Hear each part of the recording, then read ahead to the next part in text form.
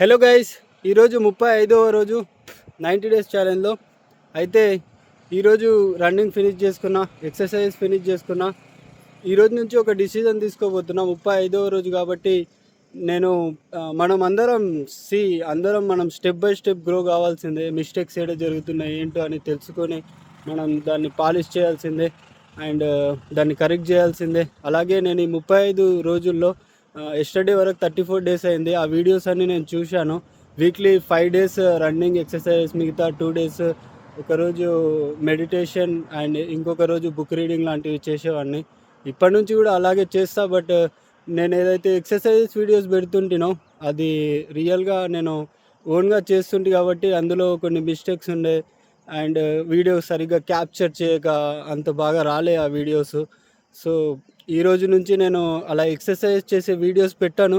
But running exercise అన్నీ అయిపోయిన తర్వాత నా ప్రోగ్రెస్ ఏంటో, ఆ రోజు నేనేం నేర్చుకున్నాను, నా హ్యాబిట్స్లో కానీ, నా బ్యాడ్ అడిక్షన్స్ని దూరం చేసుకోవడంలో కానీ నాకు ఇది ఎంత యూజ్ అయిందో చెప్తాను.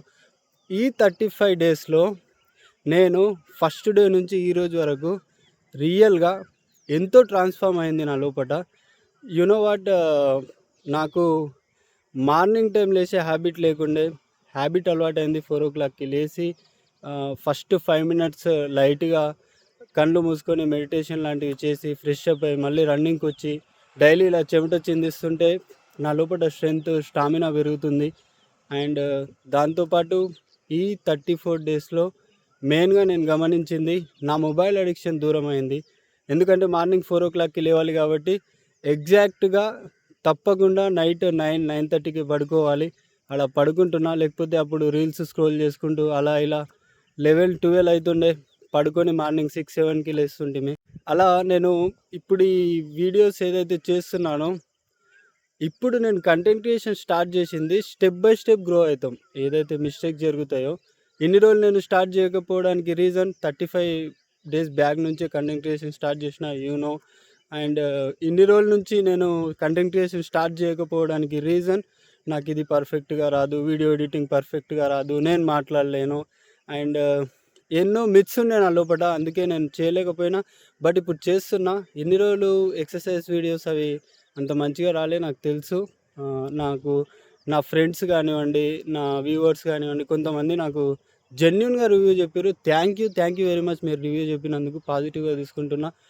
అందుకే ఈరోజు నుంచి నేను ఆ మిస్టేక్స్ని ఇంకోసారి నేను రిపీట్ చేయను. ఈరోజు నుంచి నా ప్రోగ్రెస్ని మాత్రం చెప్తా. డైలీ మార్నింగ్ ఇలా ఏం చేశాను 4 to 7 ఈ 90 డేస్లో నేను ఇంకా గ్రో కావాలి. ఇంకా నేను డైలీ రాసుకుంటానే ఉన్నా నా ఇంటెన్షన్స్, నేను అలవాటు చేసుకోవాల్సిన హ్యాబిట్స్, దూరం చేసుకోవాల్సిన హ్యాబిట్స్ ఏమున్నాయో అవన్నీ కూడా దూరం చేసుకుంటా. అండ్ ఓకేనా, మనం స్టెప్ బై స్టెప్ గ్రో అవుదాం. ఒక్కటేసారి పర్ఫెక్ట్గా రావాలంటే ఎప్పటికీ స్టార్ట్ చేయలేం. చేస్తూ ఉంటే పర్ఫెక్షన్ వస్తుంది. దాన్ని నమ్మే నేను ఈ కంటెంట్ క్రియేషన్ ఇప్పుడు స్టార్ట్ చేసిన. స్టెప్ బై స్టెప్ గ్రో అవుదాం. నేను అవుతా, నాతో పాటు మీరు గ్రో అవ్వండి.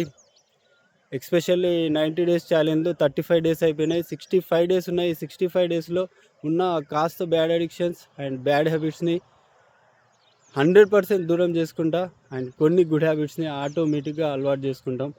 యునో వాట్, ఇన్ని రోజుల నుంచి నేను రియలైజ్ అయ్యింది ఏమిటంటే, డైరెక్ట్గా మనం హ్యాబిట్స్ని, బ్యాడ్ అడిక్షన్స్ని దూరం చేసుకోలేం, వాటిని రిప్లేస్ చేయగలుగుతాం.